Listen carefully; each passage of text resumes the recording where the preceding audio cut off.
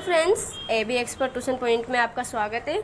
हम आपके लिए NIS class 12 history chapter number 1 के पार्ट 2 को लेकर आए हैं। हम पार्ट 1 की वीडियो पहले बना चुके हैं। अगर आपने पार्ट 1 नहीं देखा है तो पहले जाके पार्ट 1 देखिए। आप हमारे प्लेलिस्ट में जाके पार्ट 1 को देख सकते हैं। और फिर हम चलिए फ्रेंड स्टार्ट करते हैं हम क्लास। अगर आपने पार्ट 1 नहीं देखा तो पहले आके पार्ट 1 ही देखिएगा, वरना आपको वीडियो समझ में नहीं आएगी। तो चलिए स्टार्ट करते हैं। फर्स्ट क्वेश्चन है हमारा, धार्मिक साहित्य से आप क्या समझते हैं। फ्रेंड, ये क्वेश्चन पार्ट 1 में भी दिया गया था, परंतु उसमें शॉर्ट में था, इसमें लॉन्ग में दे रखा है। धार्मिक साहित्य से आप क्या समझते हैं। धार्मिक साहित्य वे होते हैं जिसमें धर्म से संबंधित सभी विधि विधान एवं जानकारियाँ होती हैं। धार्मिक साहित्य में प्रमुख है वेद, ब्राह्मण ग्रंथ, आरण्यक, उपनिषद, वेदांत, सूत्र, महाकाव्य, स्मृति ग्रंथ, पुराण इत्यादि। उपरोक्त ग्रंथों में सबसे पुराना ग्रंथ है वेद। वेदों की संख्या टोटल 4 है। ऋग्वेद, सामवेद, यजुर्वेद और अथर्ववेद। इन चारों वेदों को संहिता भी कहा जाता है। इन वेदों के माध्यम से प्राचीन भारतीय समाज के धार्मिक, सामाजिक, आर्थिक तथा राजनीतिक जीवन पर प्रकाश पड़ता है।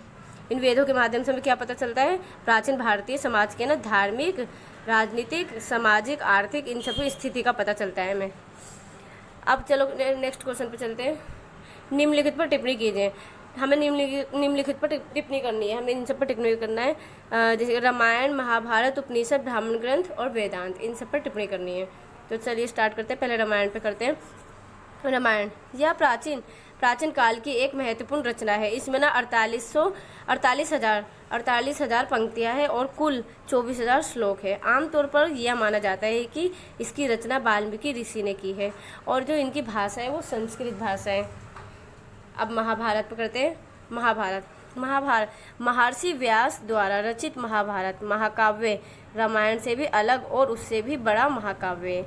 यानी कि फ्रेंड, जो रामायण है वो भी महाकाव्य, महाभारत भी महाकाव्य, और जो महाभारत है वो उससे भी रामायण महाकाव्य से बड़ा महाकाव्य है, सबसे बड़ा महाकाव्य और सबसे पुराना भी है और अलग भी है। इसमें 8800 श्लोक थे तथा इसका नाम पहले जय गीता तथा जय संगीता था इसका नाम पहले, और पहले 8800 श्लोक थे इसमें। आगे चलकर इसका नाम हो गया महाभारत और इसमें 24,000 श्लोक हो गए। तो आगे इसमें प्राचीनतम वैदिक वंशों में से एक भारतवंश के उत्तराधिकारियों की गाथाएं है। यह एक विशाल महाकाव्य है। इसमें तत्कालीन राजनीतिक, सामाजिक एवं आर्थिक स्थिति का पूर्ण विवरण प्रस्तुत किया गया है। यानी कि इससे भी फ्रेंड, जैसे कि ऊपर बताया गया कि वेदों से हमें उस समय के राजनीतिक, सामाजिक, आर्थिक स्थिति का पता चलता है, वैसे ही महाभारत से भी हमें उस समय के राजनीतिक, सामाजिक और आर्थिक स्थिति का पता चलता है हमें। ठीक है फ्रेंड। तो उपनिषद, अब हम उपनिषद पर डिस्कस करेंगे। उपनिषद हिंदू धर्म के महत्वपूर्ण श्रुति धर्म ग्रंथ है। या आध्यात्मिक विद्या की पुस्तकें हैं। इसमें जीव, सृष्टि और ईश्वर के विषय में चिंतन किया जाता है। इन सब पे चिंतन किया जाता है, यानी कि अध्ययन किया जाता है। उपनिषद भारतीय अध्यात्मक शास्त्र के बहुमूल्य रत्न माने जाते हैं उपनिषद को। यह ज्ञान प्रधान का ग्रंथ है। उपनिषद का शाब्दिक अर्थ है समीप, बैठना। तो चलिए अब हम डिस्कस करेंगे ब्राह्मण ग्रंथ पर। ब्राह्मण ग्रंथों की रचना वेदों की रचना के बाद हुई। वास्तव में इस ग्रंथ की रचना यज्ञों को और कर्मकांडों के विधान एवं उनकी क्रियाओं को भली भांति समझने के लिए की गई है। यानी कि जो ब्राह्मण ग्रंथ है इनकी रचना क्यों गई है, तो यानी कि इसका रीजन क्या है करने का, ब्राह्मण ग्रंथ की रचना करने का। तो इनका जो रीजन है क्यों किया गया है, तो ये कर्मकांड, यज्ञों को और कर्मकांडों को और विधि विधान, मतलब उनके विधि विधान क्रियाकलापों को समझने के लिए इसकी रचना की गई है। इस ग्रंथ को ब्राह्मण संहिता के नाम से भी जाना जाता है। ब्राह्मण साहित्य के नाम से भी जाना जाता है। प्रत्येक वेद के अपने अपने ब्राह्मण होते और ब्राह्मण ग्रंथों से हमें परीक्षित के बाद और बिंबिसार के पूर्व की घटनाओं का ज्ञान प्राप्त होता है। अब डिस्कस करेंगे हम वेदांत पे। वेदांत काफ़ी समय बीतने के बाद वैदिक साहित्य जटिल तथा कठिन प्रतीत होने लगी थी। अतः इनके अर्थों को स्पष्ट करने के लिए अनेक सूत्र लिखे गए थे जो वेदांत के नाम से जाने जाते हैं। अर्थात वेदांत सबसे अभिप्राय है जिसके द्वारा किसी वस्तु के स्वरूप को समझने में सहायता मिले। तो आप समझ गए होंगे क्योंकि बहुत इजी लैंग्वेज में लिखा हुआ है ये। देखिए फ्रेंड, जो वेद है वेदों की भाषा आगे चलकर बहुत जटिल हो गई थी, यानी जटिल का मतलब कठिन हो गया था। उसमें पढ़ा नहीं जा सकता था। तो उसी को समझने के लिए ना आगे चलकर कुछ मतलब उसकी वेदांत की रचना की गई। इसलिए, और इसका जो शाब्दिक अर्थ क्या है कि किसी जिसके द्वारा ना किसी भी वस्तु के स्वरूप को हम समझ सकते हैं। तो आगे बढ़ते हैं फ्रेंड। अब देखिए, वेदांत संख्या में 6 है। पहला कौन कौन सा है? छंद, शिक्षा, व्याकरण, निरुपवत, कल्प तथा ज्योतिष। सॉरी फ्रेंड, राइटिंग थोड़ी समझ में नहीं आ रही है, इस वजह से थोड़ा वो हो रहा है। वेदांत की संख्या टोटल 6 है। छंद, शिक्षा, व्याकरण, निरुपवत, कल्प तथा ज्योतिष। पहले के जो 4 ग्रंथ थे लाइन वाइज, उसमें ना मंत्रों की शुद्ध उच्चारण तथा अर्थ को समझने में ना सहायता मिलती है। यानी कि जैसे कि लाइन वाइज टोटल 6 है हमारे, 6 उपनिषद वो हैं, 6 ग्रंथ है ना टोटल। तो 6 में जो 4 है ना स्टार्टिंग के, उसमें हमें मंत्रों के ना उच्चारण दिए गए, उसमें एक्सप्लेन कर रखा है, मंत्रों के बारे में समझाए गए हैं। ठीक है फ्रेंड।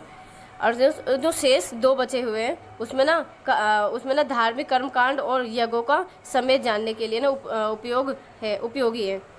व्याकरण को ना वेदों का मुख माना जाता है। ज्योतिष को ना नेत्र माना जाता है। निरुपत को कान माना जाता है। कल्प को हाथ माना जाता है और शिक्षा को नाक माना जाता है तथा छंद को पैर माना जाता है। तो फ्रेंड, अगर आपको हमारी वीडियो पसंद आए तो प्लीज़ लाइक करना, सब्सक्राइब करना और उन लोगों तक पहुंचाना। चलिए फ्रेंड, हम अगले क्वेश्चन पे बढ़ते हैं। अगला क्वेश्चन है, इतिहास निर्माण के क्षेत्र में विदेशी यात्रियों के वृत्तांत कहाँ तक सहायक है? विवेचना कीजिए।